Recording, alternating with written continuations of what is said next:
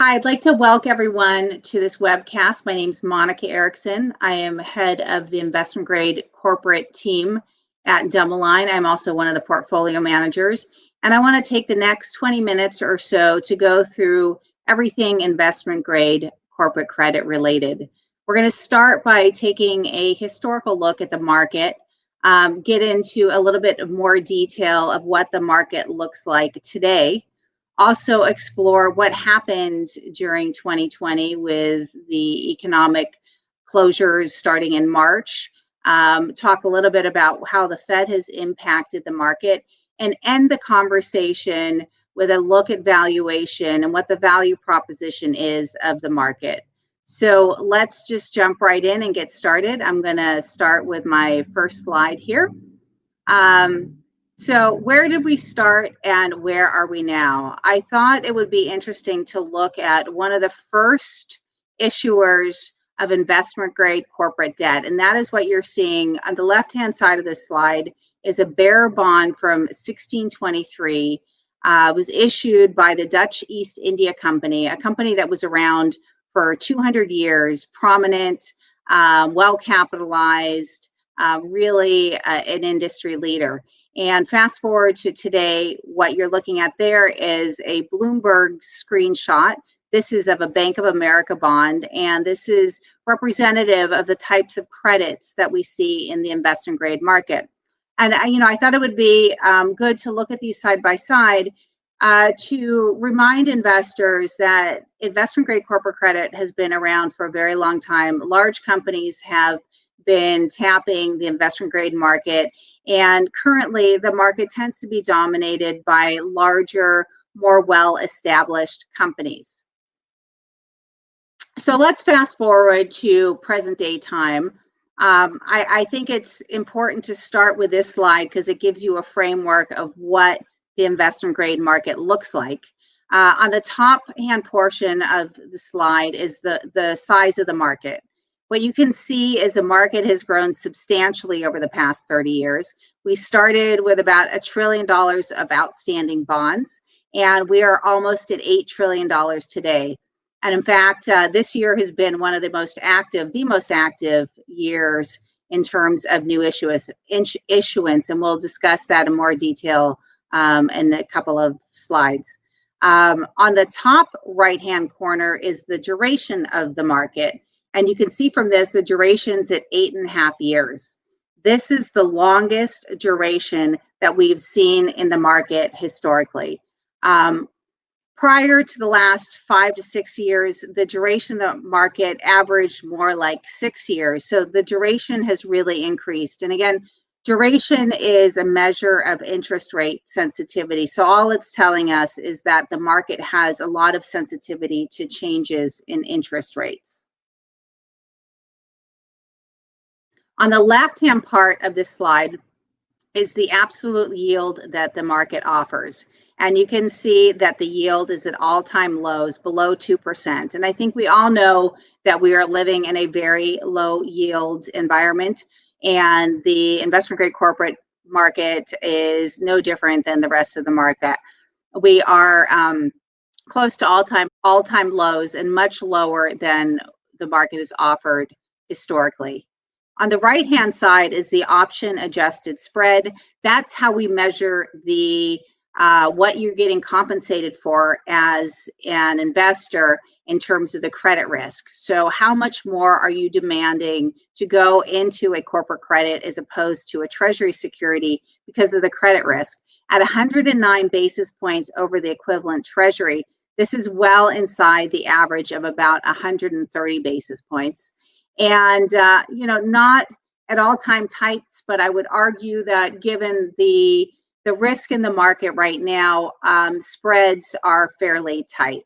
And we'll come back. These are 4 very critical parts of the IG market, and we'll come back to these data points as we have a conversation about the market in more detail.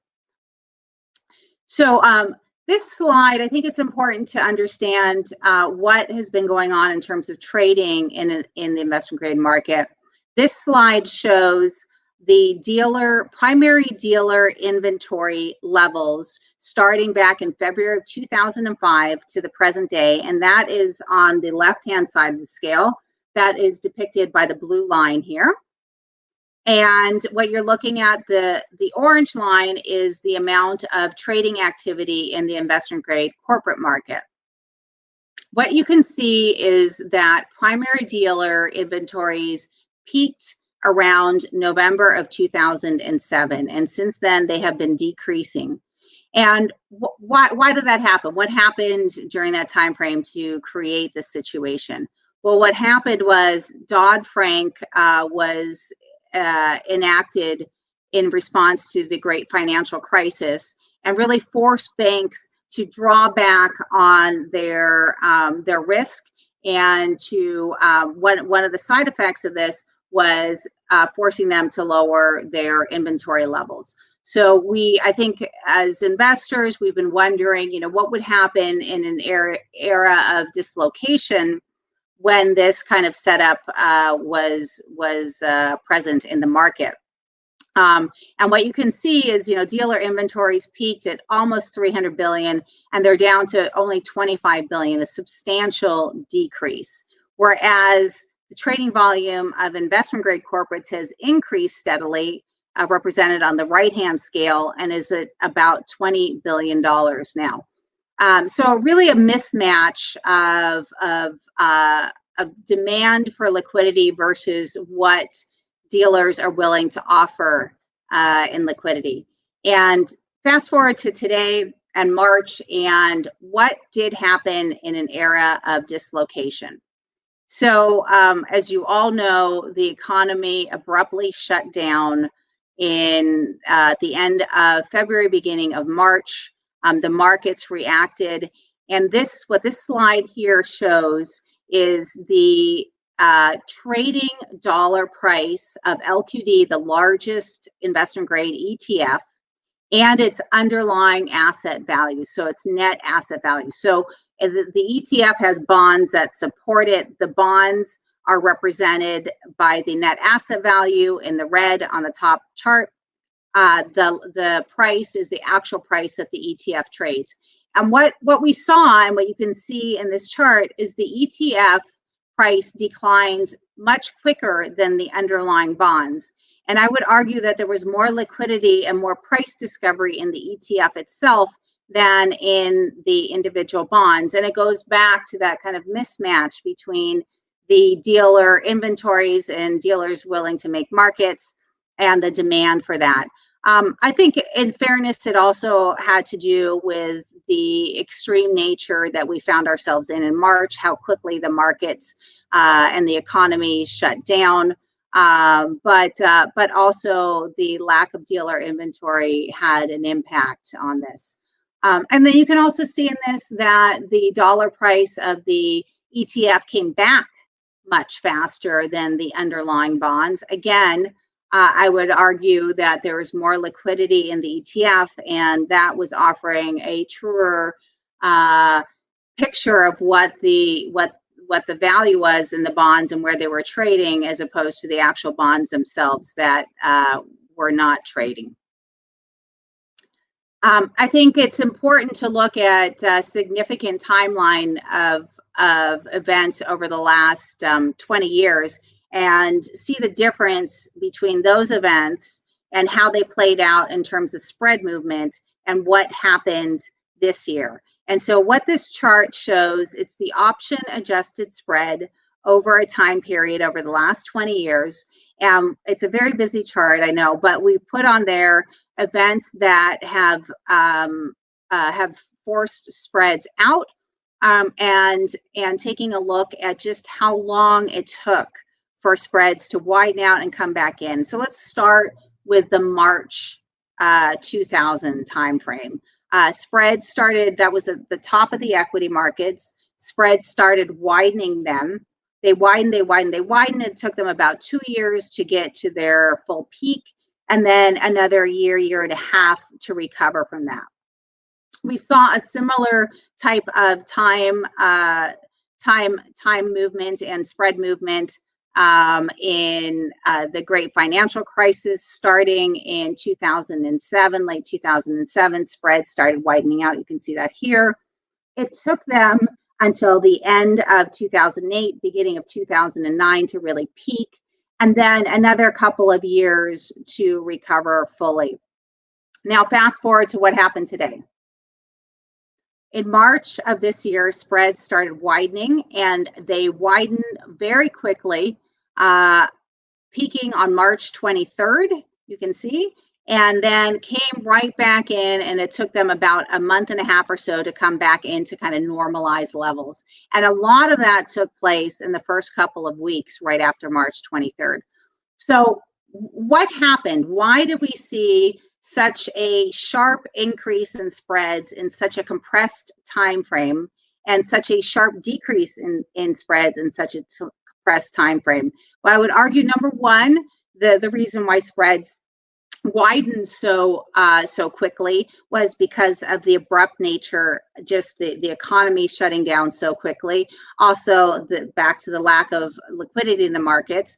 And then spreads came in so quickly, I would argue, because of something the Fed did on March 23rd, and we're going to discuss that right now. So what did the Fed do?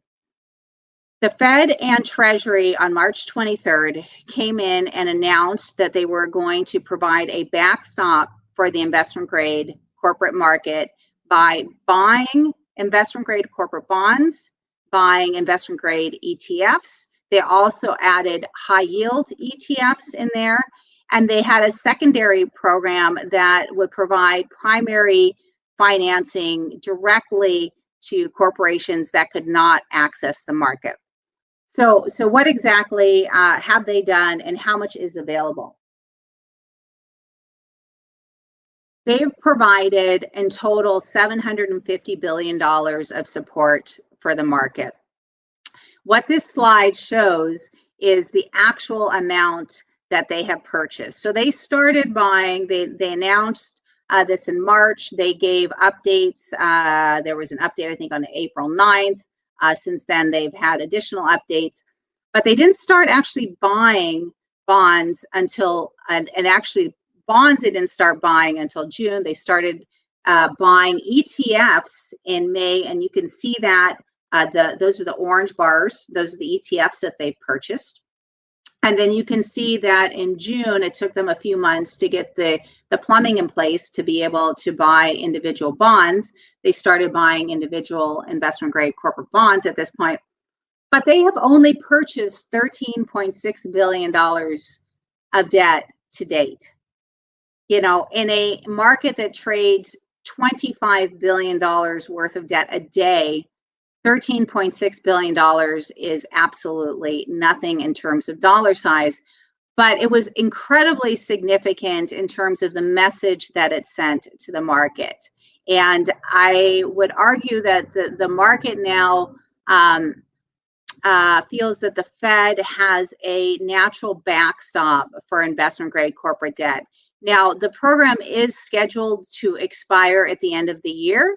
However, it is anticipated that if the program is needed, they will either extend it, and they could always bring it back, even if it does expire. So I think there is real support for the investment grade corporate market by the Fed.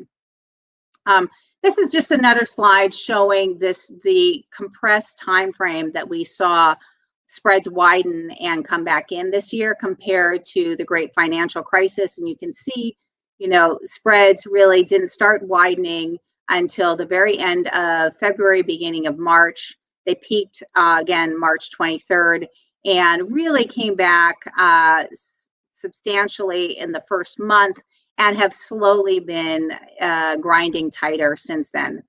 And then you look at what happened in the 2007 to 2010 timeframe during the great financial crisis. You can see that it took about 3 years then for spreads to widen and come back in. Again, partially because of the lack of Fed involvement at the time, also partially because of just the abruptness of shutting down the economy. And so what else happened on that March timeframe? let's take a look at the new issue activity year to date. And what this chart is showing, this is just a monthly new issue count. So companies that have come to market, to the new issue market and investment grade corporates on a monthly basis going back to 2005.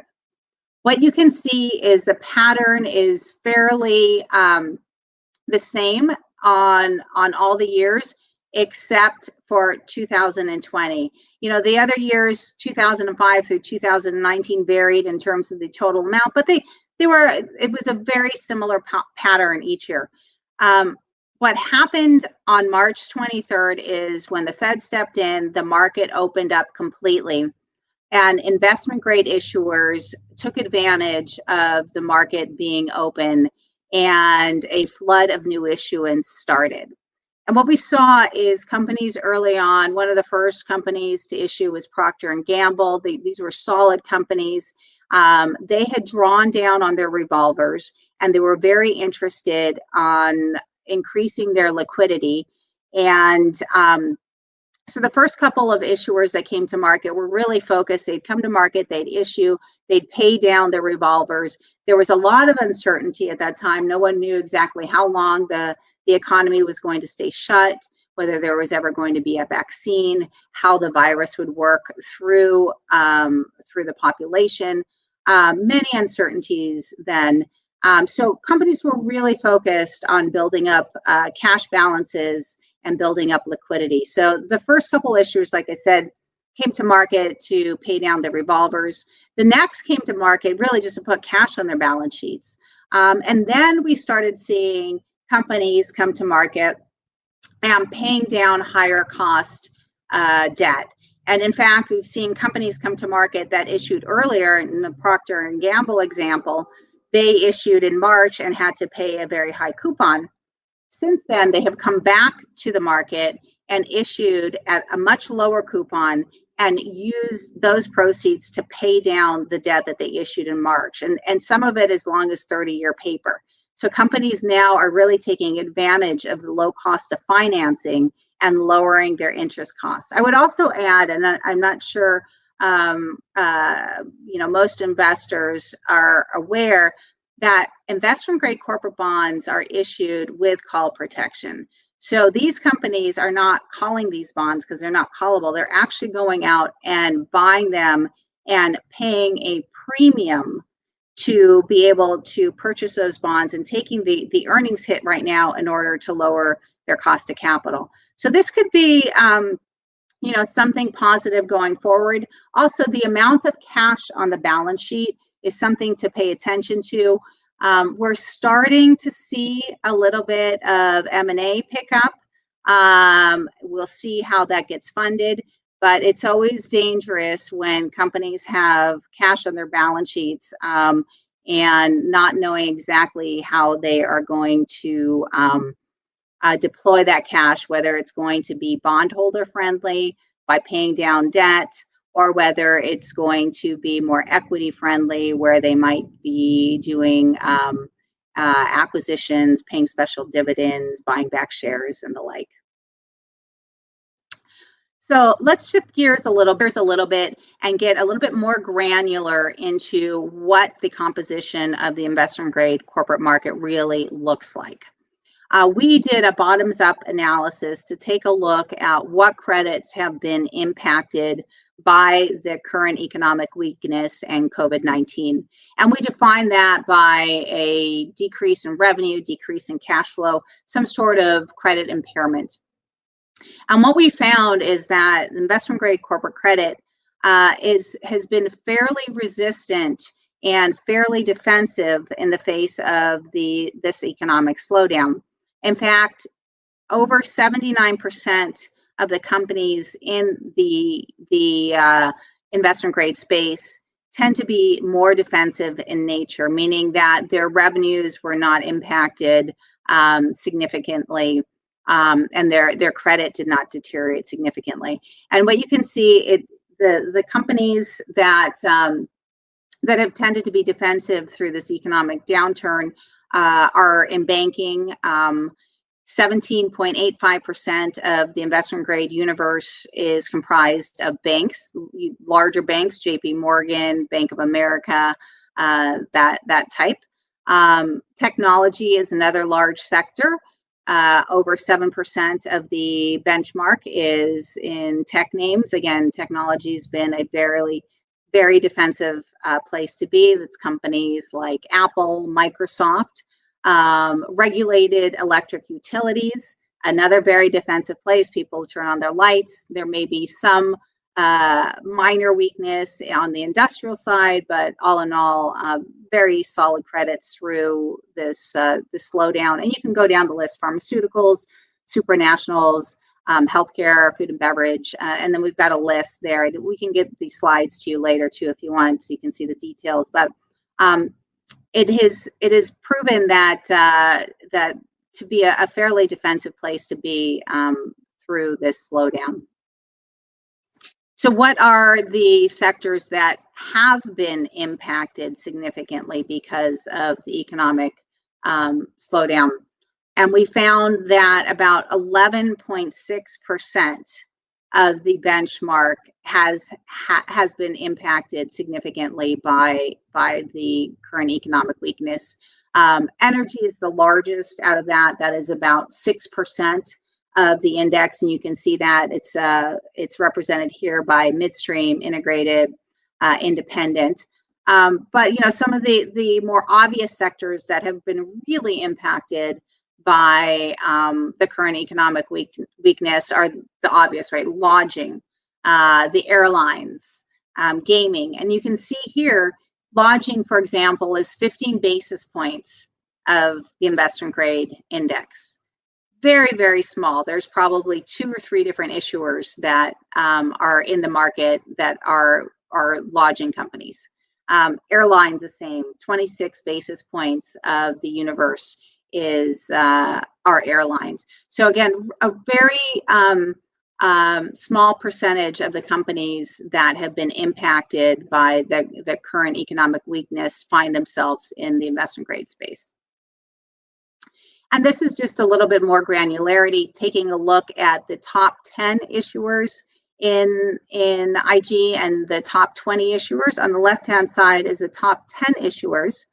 65% of those are in banking. Again, a sector that has been fairly defensive through this weakness. Wirelines, cable satellite, technology, all defensive sectors. Same for the top 20 issuers. Banking, again, the largest representative there, but you can go through the list: tech, wirelines, pharmaceuticals, healthcare, cable satellite, aerospace, defense, food and beverage, and even retailers. You might ask yourself, like, how can retailers be in there? They've been negatively impacted. But the retailers that tend to issue in the IG space are companies like Costco and Walmart, Target, that have actually benefited during this economic slowdown and have taken market share. So we couldn't have a conversation about investment grade corporate credit without looking at where we are in terms of ratings and downgrades. And there was a big discussion about the amount of BBBs outstanding prior to this economic slowdown. And I think there was, speculation that there might be a lot of downgrades when we encountered some type of dislocation in the market and the economy. But what we've actually found is that the companies that have been impacted more by the current environment tend to be in the high yield space. So what we're looking at here are ratings trends in the market by Moody's. So this is Moody's data that they provided to us, and this is what their rating actions have been starting March 1st through August 31st.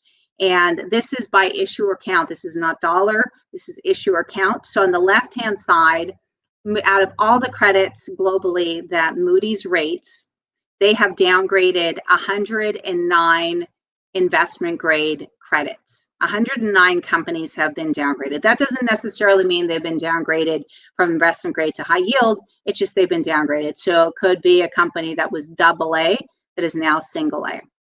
That represents 10% of the companies that they rate. On the right-hand side, it shows a little bit of a different story, and I'm looking at the red part of this graph here. 836 speculative grade or high yield companies have been downgraded by Moody's during this time period, and that represents about 35% of the companies that they rate in that space. So you can see that the larger companies have fared much better through this current dislocation. And the far right side of this chart just shows the sectors that have been impacted the most. And it really is the obvious: hotel, gaming, and leisure. Again, very small representation of those companies in the investment grade index. You can go down: transportation, that would be the airlines, again, a very small part of the index. Automotive, retail, again, more represented in the high yield market than in the investment grade market. And now this chart shows downgrades now in dollar terms, not in issuer count. So this is something that JP Morgan puts together. They looked at the downgrades. They call high grade is the equivalent of investment grade. They just call it high grade. So the HG there is downgrades within high grade. So what this chart is showing us is looking at the downgrades starting in January of this year through September. And the pink part of this chart here is downgrades within high grade. So again, it could be some company that was rated A and gets rated A minus, or was BBB plus and is now BBB minus, but stayed investment grade. The more significant part is the fallen angels, to take a look at what companies and how much debt has been downgraded from investment grade into high yield. And that's what the red bar charts here show you.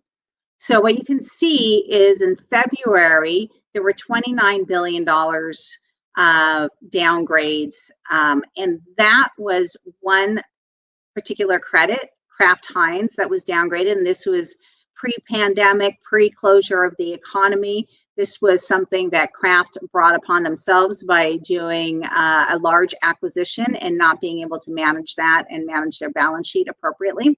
So the rating agencies downgraded them. And then in March of this year, we saw $83 billion of debt get downgraded from investment grade into high yield.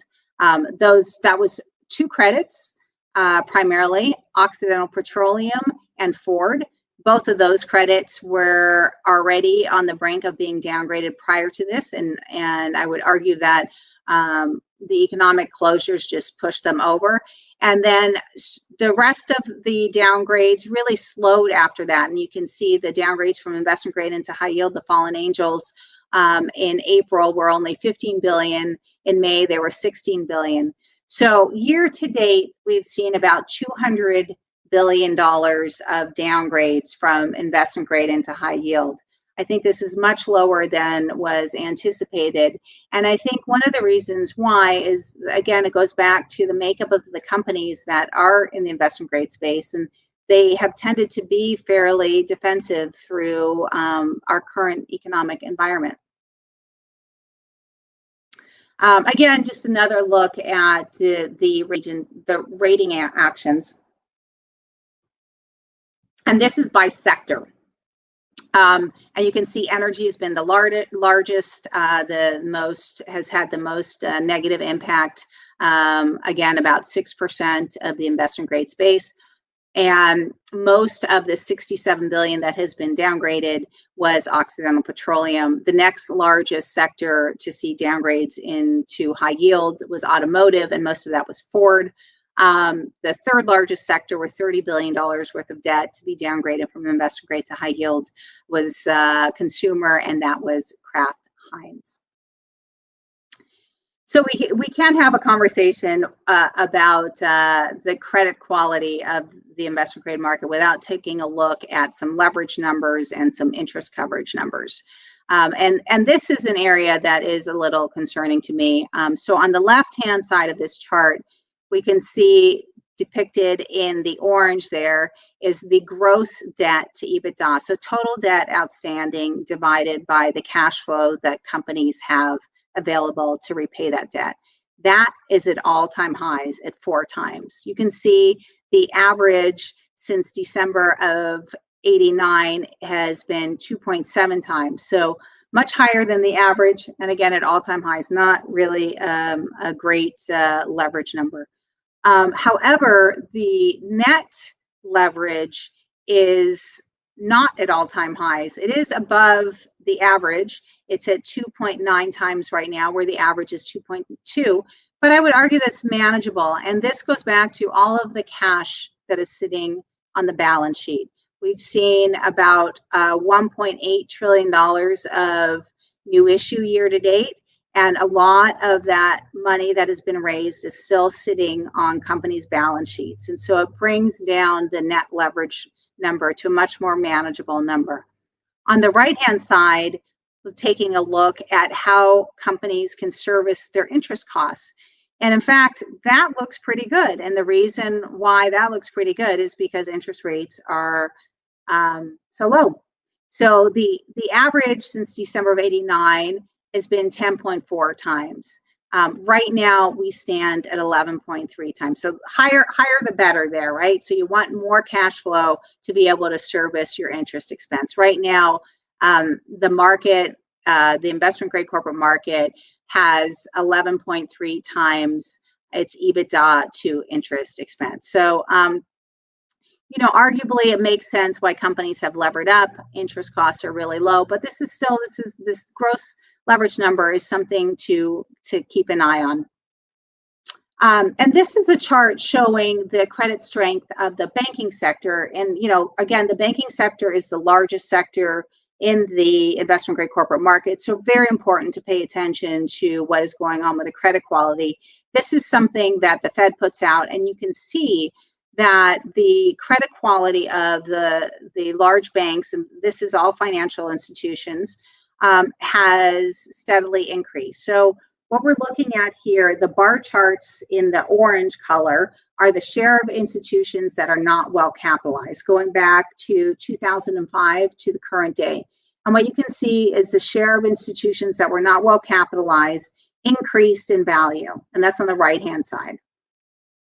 Then they peaked in 2010, and since then they have been decreasing. And this goes back to Dodd-Frank and all of the regulatory frameworks that have been imposed on the banks, where they have been forced to really improve their credit quality. Another measure of their credit quality is looking at the common equity tier 1 ratio, and that is on the left-hand scale, depicted by the blue line here. And you can see that we are close to all-time highs there. So a higher number there is good, meaning that they are funding more of their base capital with equity. So let's shift gears a little bit and now look at the value proposition of the investment grade market. I think we are all aware as investors that there is a lot of negative yielding debt globally outstanding right now, I think to the tune of about $16 trillion. But I'm not sure there is enough focus on the amount of negative yielding corporate debt in Europe. And what this slide is showing you is that the European market is about $2.5 trillion in size. Out of that, 41%, or a little bit over $1 trillion, currently offers investors negative yields. So what that means is basically if you are going in to buy a corporate bond in the European market, you are expecting to get less money back than what you are paying for that bond, getting a negative yield. I would argue that that is not a good investment proposition. However, I think investors continue to buy there on the hope that those bonds will continue to increase in price, yields coming down, spreads coming in, and the like, and they can sell it to the next buyer willing to pay a higher price. This next chart is just that negative yielding European debt over the last year, and this is from December 31st, 2019 to the current date of November of this year, what you'll see is that having negative yielding debt in the European corporate market is nothing new. We started the year with about 17% of the debt offering negative yields, but we are at all-time highs right now with 41% of the European market offering negative yields. So one of the reasons why there has been so much demand for U.S. investment-grade corporate credit is because of these negative yields outside of the U.S. And what this chart shows is what a European or a Japanese investor can expect to earn in the U.S. investment-grade corporate market on a hedge basis, so taking out currency risk. So what we're looking at on the top left-hand part of this chart is what a European investor, and so this is depicted in the blue line, what a European investor would expect to earn in the U.S. market on a fully hedged basis. And you can see this line decrease, but it's increased, and it now stands at 1.1%. So a European investor can expect to earn 1.1% on a hedge basis coming into the U.S. market. But if they invest in their own market, they can earn 58 basis points. So I would argue, in this low yielding environment, a pickup of 50 basis points is fairly significant. Again, one of the reasons why there has been so much demand for investment grade corporate credit. The right-hand part of this chart shows the same information, but for a Japanese investor. And you can see that a Japanese investor right now on a hedge basis, and that would be the blue line at the top, on the top part of the chart, can earn 1.45% coming into the U.S. market, compared to the 49 basis points that they can earn in their own market. Again, you can see why it's attractive for foreign investors to come into the U.S. market. So let's end this discussion with, where do we go from here? What are the expectations for future returns? And it goes back to the beginning of the conversation. So where are spreads? Where are yields? What duration does the market have to offer? So let's revisit that. So spreads are currently at 109 basis points over the equivalent treasury. Again, we discussed the historical average is closer to 130 basis points. The 5-year average is 122 basis points. So well inside of the historical averages. The game may have shifted a bit because of the Fed's involvement, and there could be an argument to be made that spreads could go tighter because of the Fed backstop. But on the flip side of it, I think there is still a lot of uncertainty remaining in terms of opening up the economy, vaccines, how the virus progresses. So I would say that spreads at this level are probably fair to slightly rich. On a yield to worst basis, this is something that we're all dealing with on a global basis. Again, we just discussed this negative yielding environment in Europe. At least you get a positive yield here in the US of 1.86%, but still close to all-time lows. So the yield setup going forward, if you're buying a bond right now and expect to earn less than 2%, I would argue is really not all that exciting. And the last component of looking at how the setup is for valuation is the duration of the market. And the duration at 8.5 years is the longest it has ever been. The historical average is closer to 6 years. The 5-year average is closer to 7.4 years. So there is a lot of interest rate risk in the market. And it can work either way. If rates go down, bond prices can go up, and there's a lot of sensitivity to that, and that's what we've seen this year. But there's also a lot of sensitivity to rising rates, and there could be a lot of price deterioration if rates do rise. So what has the return been year to date? The market is up 7.4% with spreads still out from where we started the year. So all of that return is really related to the move in the treasury market. We are up 16% from the lows. That is partially related to the move in the Treasury market and spreads coming in from those wides we saw in March. But the historical returns have averaged more like around 4%, 4.4% to be exact, for the last 5 years. So if we've already seen over 7% returns year to date, I think it's going to be difficult to see an outsized return going forward. And then going back to where we are in terms of yields and spreads and duration, I would argue that as an investor in this asset class, your expectations should be muted for future returns. I want to thank you for spending the last 20 minutes or so with me. I know we went over a lot of data. If I can be of any assistance, or anyone else at DoubleLine can answer any of your questions, we are here, and hopefully you found this useful. Be well, stay healthy, and here's to a good rest of 2020. Thank you.